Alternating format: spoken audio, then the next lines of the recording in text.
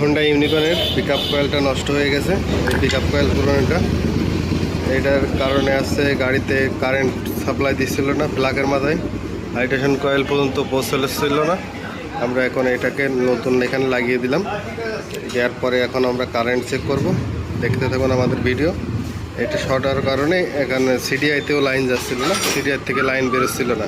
এখন এটা আমরা লাগিয়ে এখন আমরা ভিতরে ম্যাগনেটের ভিতরে বসিয়ে দিয়ে তখন কারেন্ট চেক করব। আপনারা ভিডিও দেখতে থাকুন। দেখেন এখন কারেন্ট মারতেছে কীরকম, চট চট করে মারতেছে। এটার সমস্যা ছিল, এইটার কারণে এই সমস্যাটা হচ্ছিল মূলত। এই কারণে আছে গাড়িতে স্টার্ট হচ্ছিল না। আমরা তারগুলো সব লাগিয়ে দিছি, লাগানোর পরে দেখেন কারেন্ট কীভাবে মাঝে সেলফটা মারে। দেখেন কারেন্টের স্পার্কিং চড়াত চড়াত করে কারেন্ট মারবে, এরকম মারলেই গাড়ি ঠিক মতন স্টার্ট হবে। ধন্যবাদ।